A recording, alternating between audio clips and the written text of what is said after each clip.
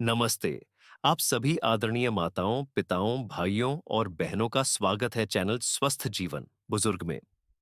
यदि आपने यह वीडियो चुना है, तो क्या पिछली रात लगभग 1:30 बजे आपकी आंख अचानक खुल गई थी? अभी थोड़ी ही देर पहले तो नींद आई थी। कमरा शांत और अंधेरा था। दीवार की घड़ी की टिक टिक सुनाई दे रही थी। शरीर थका हुआ था, फिर भी धीरे धीरे उठकर शौचालय तक जाना पड़ा। वापस बिस्तर पर आए, पर नींद फिर से नहीं आई। और अभी गहरी नींद आई भी नहीं थी कि लगभग 3 बजे वही क्रम फिर दोहराया गया। सुबह होते होते शरीर बिल्कुल थका हुआ, सिर भारी, हाथ पांव ढीले। कई लोग मुझसे गहरी सांस लेते हुए कहते हैं, डॉक्टर साहब, शायद मेरे गुर्दे कमजोर हो गए हैं। शायद बुढ़ापे में ऐसा ही होता है।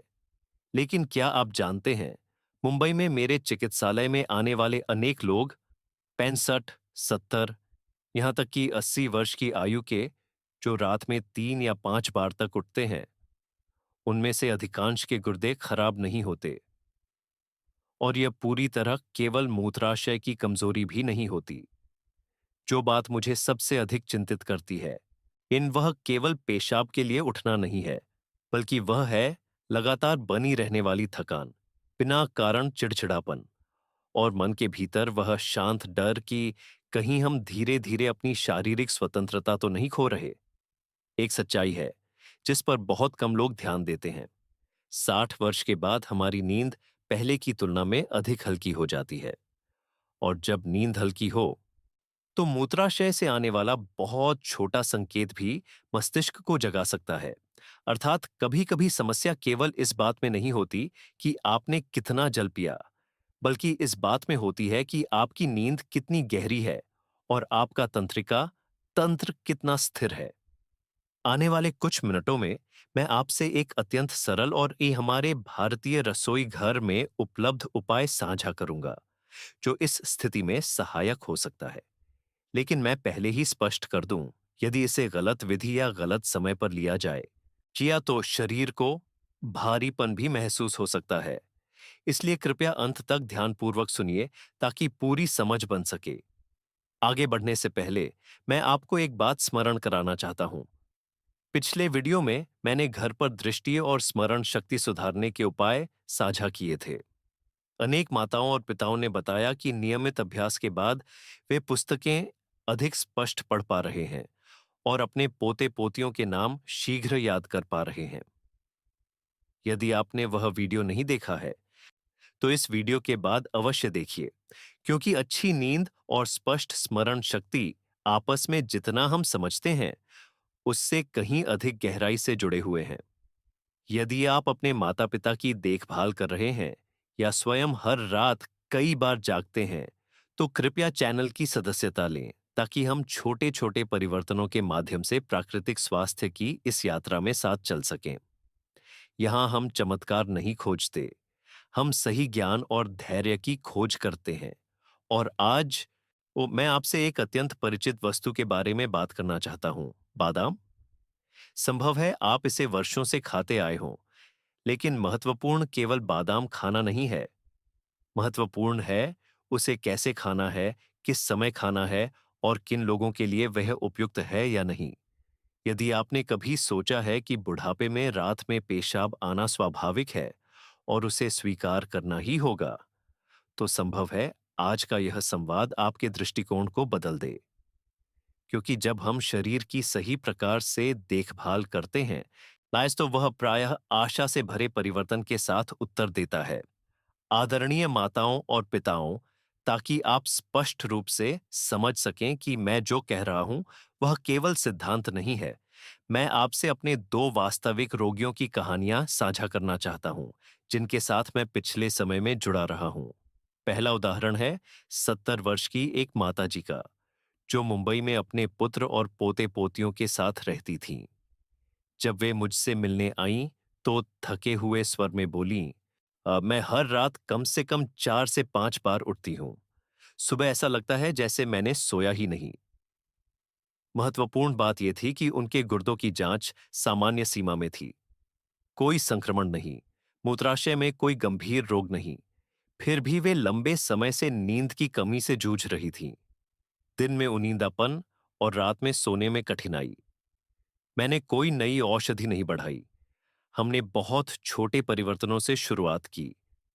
मैंने उनके दिन भर के जल सेवन का समय व्यवस्थित किया। शाम 7 बजे के बाद जल की मात्रा धीरे धीरे कम की और विशेष रूप से मैंने उन्हें बादाम लेने की सही विधि समझाई। रात भर भिगोना, सुबह छिलका हटाकर दिन के पहले भाग में सेवन करना, रात में नहीं। कोई जटिल परिवर्तन नहीं, कोई महंगा आहार नहीं, केवल नियमितता और सही समय। पहले सप्ताह में कोई बड़ा अंतर नहीं दिखा। दूसरे सप्ताह में रात में उठने की संख्या थोड़ी कम हुई और लगभग तीसरे सप्ताह में वे मुस्कुराते हुए आईं और बोलीं, डॉक्टर साहब, अब मैं केवल 1 या 2 बार उठती हूँ। कुछ रातों में 4 घंटे लगातार सो पाती हूँ। सबसे बड़ा परिवर्तन केवल पेशाब की संख्या में कमी नहीं था, बल्कि सुबह उनका मन अधिक शांत था। वे अधिक देर तक प्रार्थना कर पाती थीं और छोटे बच्चों के शोर से पहले की तरह चिड़चिड़ी नहीं होती थीं। दूसरा उदाहरण है 67 वर्ष के एक सज्जन का। वे रात में लगभग 3 बार उठते थे। सुनने में यह संख्या बहुत अधिक नहीं लगती, परंतु समस्या ये थी कि हर बार जागने के बाद उन्हें लगभग 1 घंटा फिर से सोने में लगता था। उन्हें शाम को चाय पीने की आदत थी और उनका रात्रि भोजन अपेक्षाकृत भारी होता था, अधिक तेल और अधिक अनाज। उन्होंने यह भी सुना था कि बादाम स्वास्थ्य के लिए अच्छे होते हैं, इसलिए वे सोने से पहले कुछ बादाम खा लेते थे। यहां मैंने उनके लिए कोई नया उपाय नहीं जोड़ा। मैंने केवल उनकी वर्तमान आदतों को व्यवस्थित किया। रात में बादाम बंद किए और सुबह सेवन करने को कहा। शाम 5 बजे के बाद चाय कम की, रात्रि भोजन हल्का रखा और सोने से लगभग 90 मिनट पहले जल की मात्रा घटाई। 2 सप्ताह बाद उन्होंने बताया कि अब वे पहली बार जागने से पहले 4 से 5 घंटे लगातार सो पाते हैं। दिन में वे अधिक स्थिर महसूस करते थे और मन अधिक स्पष्ट था। आप देख रहे हैं, इन दोनों उदाहरणों में कोई चमत्कार नहीं हुआ। कोई जादुई गोली एक रात में परिणाम नहीं लाई। साझा तत्व केवल एक था, जैविक लय का पुनः संतुलन। दिन में शरीर कैसे पचाता है, ये व रात में तंत्रिका तंत्र कैसे शांत होता है और हम विश्राम के समय का कितना सम्मान करते हैं, इन सब का संतुलन। मैं चाहता हूं कि आप यह समझें, रात में पेशाब आना हमेशा इस बात का संकेत नहीं है कि शरीर खराब हो गया है। अक्सर यह इस बात का संकेत होता है कि तंत्रिका तंत्र अधिक संवेदनशील है, नींद अधिक हल्की है और जीवन शैली 60 वर्ष के बाद की आवश्यकताओं के अनुसार समायोजित नहीं हुई है। और जब हम छोटे पर सही स्थान पर परिवर्तन करते हैं, तो शरीर प्रायः शांत और स्थायी सुधार के रूप में उत्तर देता है। अब आप शायद मन ही मन सोच रहे होंगे, उम्र बढ़ने के साथ रात में उठना इतना आसान क्यों हो जाता है? पहले तो मैं सुबह तक बिना जागे सोता था। वास्तव में सबसे पहले हमें यह समझना चाहिए कि 60 वर्ष के बाद हमारी नींद स्वाभाविक रूप से बदलती है। युवावस्था में गहरी नींद के चरण अधिक होते हैं। उस गहरी नींद के समय मस्तिष्क शरीर से आने वाले छोटे-छोटे संकेतों के प्रति कम संवेदनशील रहता है। मूत्राशय में अधिक मात्रा में मूत्र संचित हो सकता है, फिर भी मस्तिष्क हमें नहीं जगाता। लेकिन जैसे-जैसे आयु बढ़ती है, गहरी नींद की अवधि कम होने लगती है, नींद हल्की हो जाती है और आसानी से टूट जाती है। इसका अर्थ क्या है? इसका अर्थ है कि मूत्राशय पूर्ण रूप से भरा न भी हो, किंतु भी हल्का सा संकेत मस्तिष्क को जगा सकता है। और एक बार जब मस्तिष्क जाग जाता है तो पहले की तरह गहरी नींद में लौटना कठिन हो जाता है। इसलिए कई बार समस्या यह नहीं होती कि मूत्राशय बहुत अधिक कमजोर हो गया है, बल्कि ये होती है कि नींद इतनी गहरी नहीं रह गई कि छोटे संकेतों को अनदेखा कर सके। दूसरा महत्वपूर्ण कारण तंत्रिका तंत्र से जुड़ा है। 60 वर्ष के बाद मस्तिष्क और मूत्राशय के बीच का समन्वय पहले जैसा लचीला नहीं रहता। तंत्रिका तंत्र अधिक संवेदनशील हो सकता है, विशेषकर यदि दिन भर हम तनाव में रहे हों, चिंता करते रहे हों या कम संचलन किया हो। जब तंत्रिका तंत्र सतर्क अवस्था में रहता है, तो वह रात में बहुत छोटे कारणों से भी शरीर को जगा देता है। इसके अतिरिक्त कुछ दैनिक आदतें अनजाने में इस समस्या को बढ़ा देती हैं। उदाहरण के लिए, बहुत भारी रात्रि भोजन, अधिक तेल या अत्यधिक अनाज। जब पाचन तंत्र को रात में अधिक कार्य करना पड़ता है, तो शरीर पूर्ण विश्राम की अवस्था में नहीं जा पाता। सोने से पहले अधिक जल पीना या देर शाम चाय या कॉफी लेना भी मूत्राशय की गतिविधि बढ़ा सकता है। एक और कारण, या जिस पर कम ध्यान दिया जाता है, वह है कब्ज। जब आंतों में कठोर मल अधिक मात्रा में रहता है, तो पेट के भीतर दबाव बढ़ जाता है और मूत्राशय पर हल्का दबाव पड़ सकता है। इससे थोड़ी सी मूत्र मात्रा भी अधिक तीव्र आग्रह उत्पन्न कर सकती है। ये सभी कारण मिलकर एक चक्र बना देते हैं। हल्की नींद के कारण आप जल्दी जागते हैं। बार बार जागने से नींद और हल्की हो जाती है और धीरे धीरे रात में उठना एक सामान्य बात लगने लगता है, जिसे हम स्वीकार कर लेते हैं। अब जब हम समझ चुके हैं कि यह केवल मूत्राशय की समस्या नहीं है, मां बल्कि नींद और तंत्रिका तंत्र से भी जुड़ी है, तो स्वाभाविक प्रश्न उठता है, एक छोटा सा बादाम इस स्थिति में कैसे सहायता कर सकता है? सबसे पहले मैं स्पष्ट कर दूं कि मैं बादाम को किसी रोग की औषधि के रूप में नहीं देखता।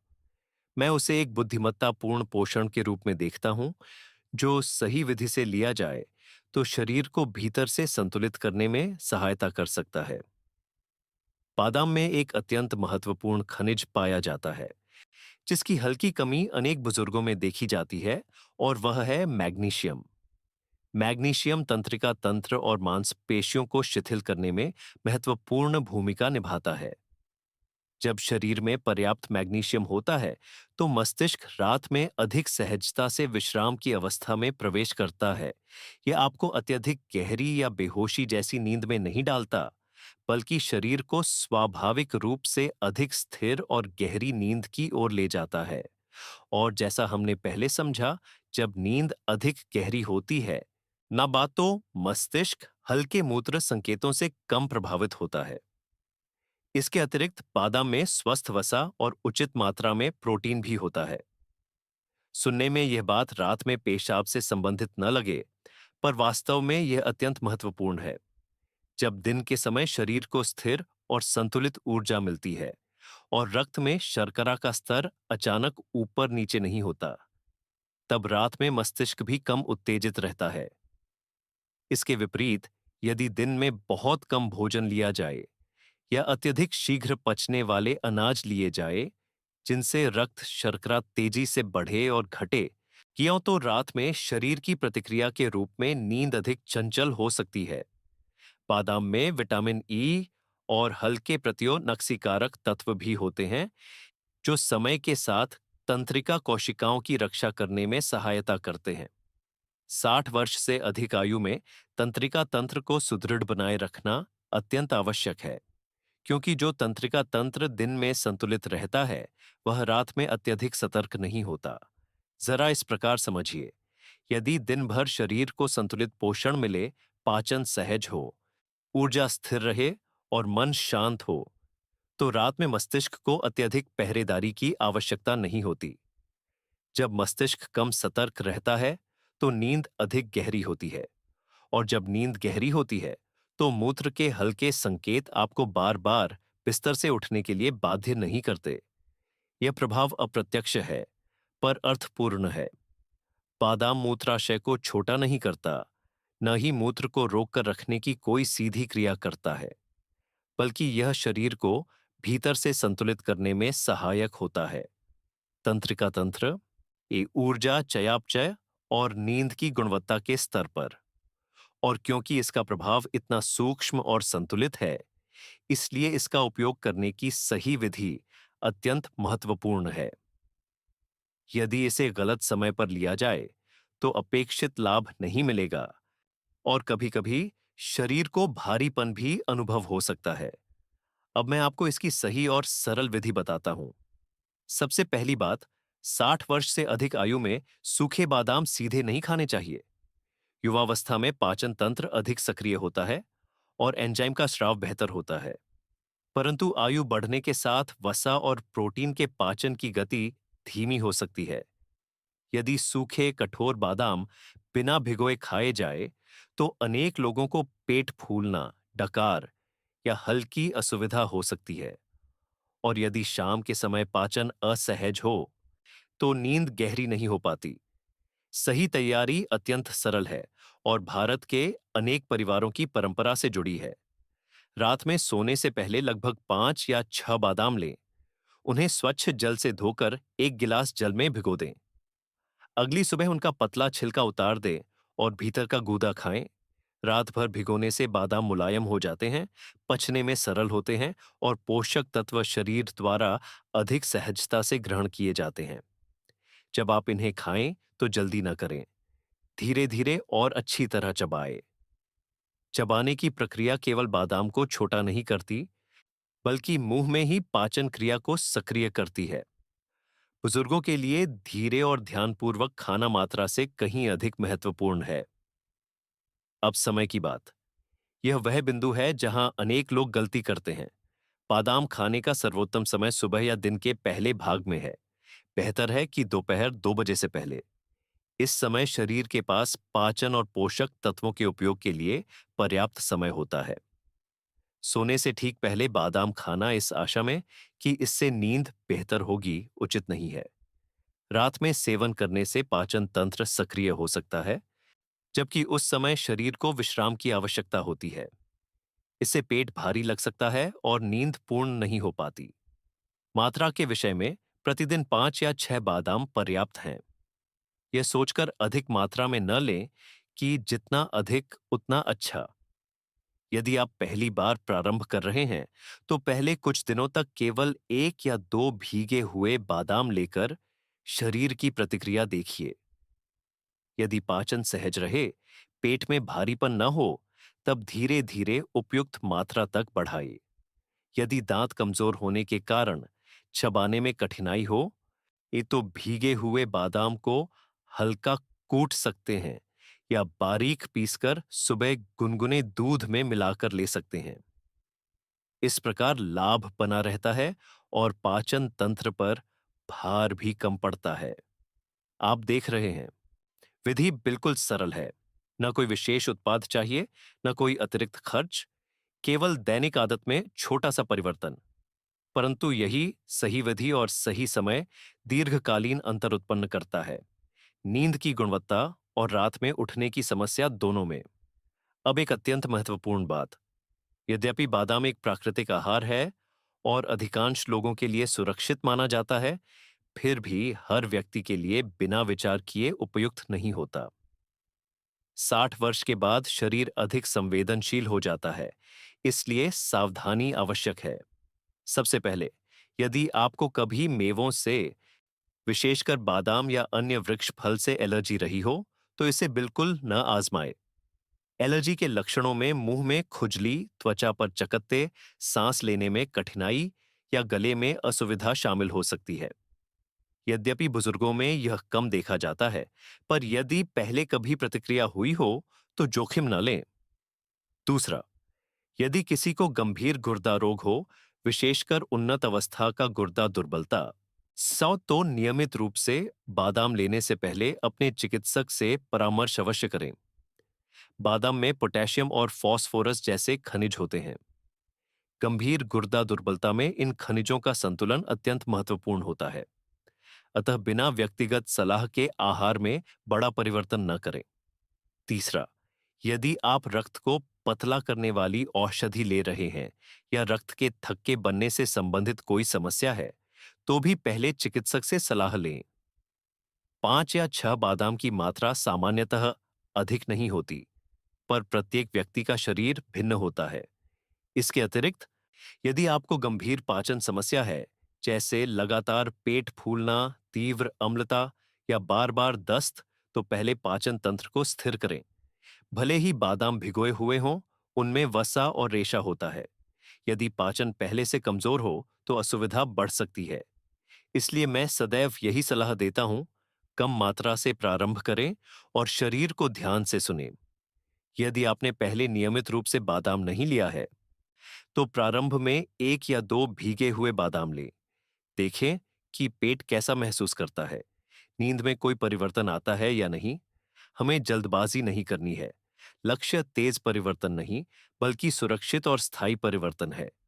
और अंत में मैं एक महत्वपूर्ण बात फिर से दोहराना चाहता हूं।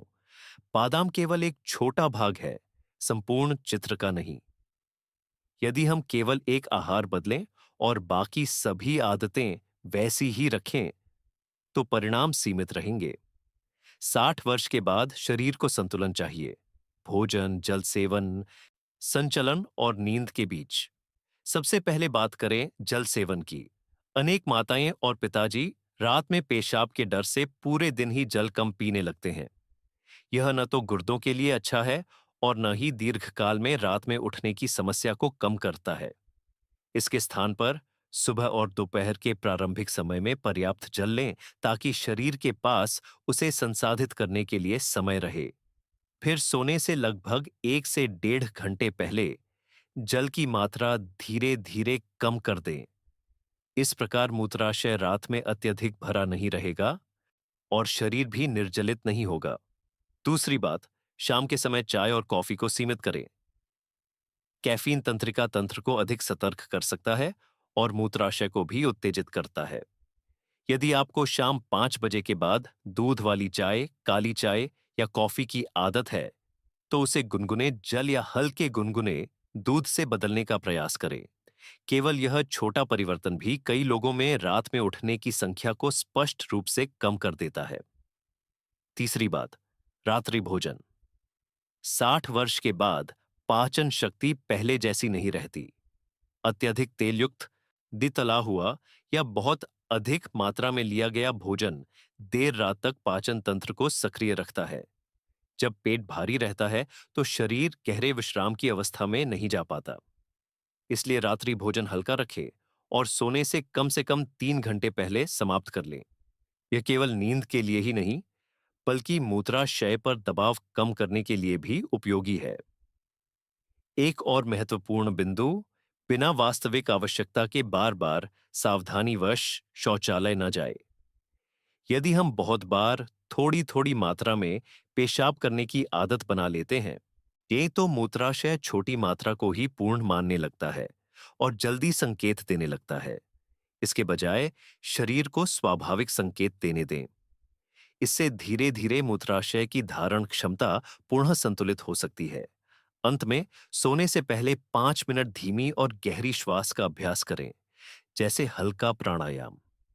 सीधे बैठें, नाक से धीरे धीरे श्वास लें, कुछ क्षण रोकें, फिर धीरे धीरे बाहर छोड़ें। केवल 5 मिनट पर्याप्त है। यह तंत्रिका तंत्र को तनाव की अवस्था से विश्राम की अवस्था में लाने में सहायता करता है। जब मन शांत होता है, तो नींद स्वाभाविक रूप से गहरी होती है। आप देख रहे हैं, इसमें कुछ भी जटिल नहीं है। केवल छोटे छोटे परिवर्तन, जो मिलकर नींद के लिए एक मजबूत आधार बनाते हैं और रात में पेशाब की समस्या को स्वाभाविक, असुरक्षित और स्थायी रूप से कम करने में सहायता करते हैं। अब मैं एक अत्यंत महत्वपूर्ण बात पुनः दोहराना चाहता हूं। बादाम कोई चमत्कार नहीं है। ये ऐसी गोली नहीं है जो कल ही आपको पूरी रात बिना जागे सुला दे, परंतु यह संतुलन का एक भाग हो सकता है, यदि इसे समझकर और सही विधि से अपनाया जाए। 60 वर्ष के बाद शरीर की प्रतिक्रिया युवावस्था जैसी तीव्र नहीं होती, लेकिन इसका अर्थ यह नहीं है कि शरीर सुधार नहीं सकता। जब आप उसे उचित पोषण देते हैं, भोजन का समय व्यवस्थित करते हैं, तंत्रिका तंत्र को सुनते हैं और नींद का सम्मान करते हैं, तो शरीर उत्तर देता है। शायद धीरे, परंतु निश्चित रूप से। रात में बार बार उठना केवल शौचालय जाने की संख्या का विषय नहीं है। यह नींद की गुणवत्ता का प्रश्न है। यह सुबह की ऊर्जा का प्रश्न है। यह उस मुस्कान का प्रश्न है जिससे आप अपने पोते पोतियों का स्वागत करते हैं। यह उस हल्के कदम का प्रश्न है जिससे आप टहलते हैं। यह उस शांत मन का प्रश्न है कि जिससे आप प्रार्थना या पाठ कर पाते हैं। यदि केवल कुछ छोटे परिवर्तन, जैसे बादाम को सही विधि से भिगोकर लेना, जल को सही समय पर पीना और सोने से पहले 5 मिनट धीमी श्वास लेना, आपकी नींद को थोड़ा गहरा बना दें और रात में एक बार कम जगा दें, तो यह भी अत्यंत मूल्यवान है। मैं सदैव मानता हूं कि 60 वर्ष के बाद शरीर एक पुराने पर सजीव बगीचे के समान होता है। उसे कोमल देखभाल चाहिए, नियमितता चाहिए, कठोरता नहीं, धैर्य चाहिए। जब हम अपने शरीर के साथ सौम्यता से व्यवहार करते हैं, तो वह धीरे धीरे संतुलन पुनः प्राप्त करता है। अंत तक साथ बने रहने के लिए आपका धन्यवाद। यदि आपको यह संवाद उपयोगी लगा हो, तो कृपया इसे पसंद कीजिए, चैनल की सदस्यता लीजिए और अपने समवयस्क मित्रों के साथ साझा कीजिए। हम सब मिलकर स्वास्थ्य की ओर छोटे छोटे पर स्थायी कदम बढ़ा सकते हैं। आपको एक शांत रात्रि और ऊर्जा से भरी सुबह की हार्दिक शुभकामनाएं। और यदि आज बताए गए उपायों को अपनाने के बाद भी आप रात में कई बार जागते हैं, तो चिंतित न हो। अगले वीडियो में, जो अभी आपकी स्क्रीन पर दिखाई दे रहा है, मैं लहसुन से जुड़ी एक रोचक विधि के बारे में बताऊंगा। एक सरल तरीका जिसने कई लोगों को उसके प्रभाव से आश्चर्यचकित किया है। उस वीडियो का शीर्षक है, बार बार पेशाब आना और खराब नींद, एक लहसुन का यह तरीका चौंका देगा। उसमें हम एक अलग तंत्र की चर्चा करेंगे, जो शरीर में हल्की सूजन और रक्त संचार से संबंधित है, और जो आज बादाम के विषय से भिन्न दृष्टिकोण प्रस्तुत करता है। यदि आप वास्तव में अपने शरीर को गहराई से समझना चाहते हैं और शांत, पूर्ण नींद पुनः पाना चाहते हैं, तो इस वीडियो के बाद उसे अवश्य देखें। नमस्ते।